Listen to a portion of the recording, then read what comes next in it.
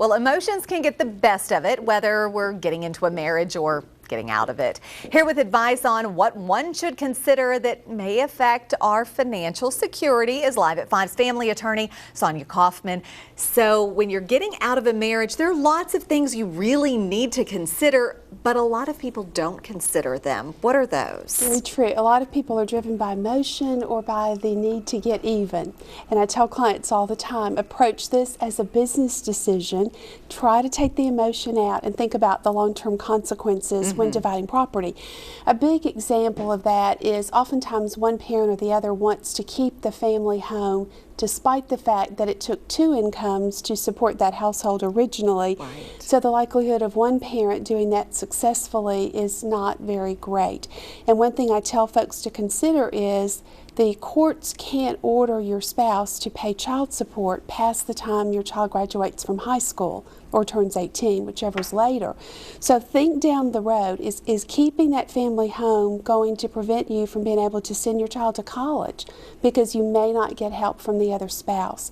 So that's part of our job as family attorneys, is to say, think down the road and think about the consequences financially of what you're doing. Now, what about paying for college? Is there something that you can do provision-wise as far as getting your significant other to help pay for college later once the child support stops? Yes, sometimes parents enter into agreements, sometimes an agreement incident to divorce, which is basically a contract where the parents can decide how to handle college costs, but that's by agreement. The court can't order that.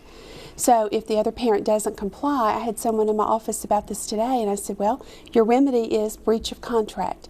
It's not contempt. You can't send them to jail as you could for not paying child support. You've got to sue them just like any other business dispute for that. What are some things that people don't think about? 401ks, anything like that, markets? Yes, that's a big thing in our area because so many folks here have nice 401ks that work at the plants, refineries.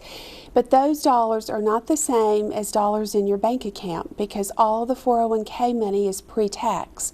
So if you were strictly dividing, say, a bank account in exchange for 401k, that would not be a good financial decision because it's not equal. It's not equal. So if you're really on top of that, you would make an adjustment based on the estimated tax rate to try to equalize those. In other words, you would get more 401k to equal the same amount of bank account money. And what about an IRA? Works the same way. It's pre-tax money, yeah. Now, can you roll one IRA into somebody else's IRA? Yes, and that is a non-taxable event. So always in the event of divorce, that's a great solution if you don't need the money. Roll it over and defer those taxes till later. And maybe that would help you keep that stability longer in life. Exactly. All right, Sonia, as always, we appreciate your help. And of course, you'll just keep doing this with Greg as you continue along. We're going to miss you. Well, thanks. I appreciate it.